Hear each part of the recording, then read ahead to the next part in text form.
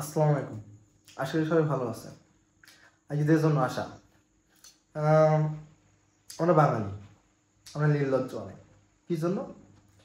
কারণ বাংলাদেশের খেলা, এর আগের দিন যে কি গাল দিছি ভাই, তা বলার বাইরে। ভাই কি করলোটা কি ভাই, এর কাছে নাকি 106 রান করে হারিয়ে গেছে, কিছু বলার নাই। তা হয়তো ভাই, আর তার সেখানে খেলা দেখাইছে, খেলা দেখে আমি বেগাই গেছি গা। যে ক্যাচ মিস আর যা বোলিং করলো লাস্টে, কি বলবো ভাই। তাও আমার বাঙালি, কি পরিমাণ গাল দিচ্ছি সেদিন, রেকর্ড করলে ভালো হতো। মনে করছিলাম খেলা আর দেখবো না, প্রচুর গাল দিচ্ছি সেদিন, বলছিলাম আমার খেলাই দেখবো না। কি আর করার, আমরা বাঙালি, আমাদের গিটে গিটে কি বলবো ভাই, কিছু মাথায় ঢুকছে না। একটু বাড়ি খেলা শুরু হবে, 9টায় খেলা, তাও খেলা দেখতে এসছি।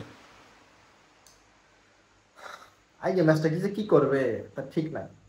এক মুস্তাফিজ চলে যে, এদের অবস্থা টাইট, এটা করবেটা কি? হ্যাঁ,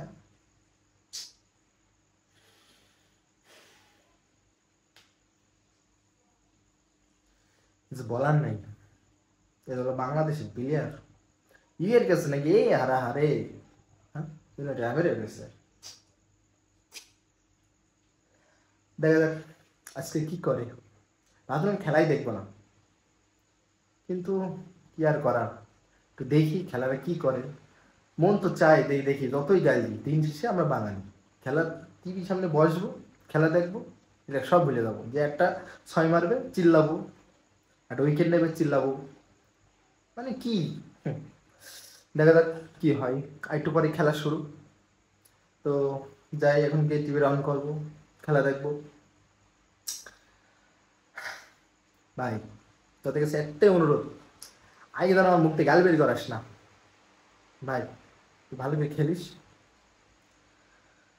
এইটুকুই তো চাওয়া তোমাদের কাছে, তোমরা ভালোভাবে খেলো, ঠিক আছে? দেখা যাক কি হয়, খেলা শেষে দেখা হবে আবার। আসসালামু আলাইকুম, সবাই ভালো থাকবেন, আল্লাহ হাফিজ। मस्त जोक मारा रे, या हंस रे हलकट हंस।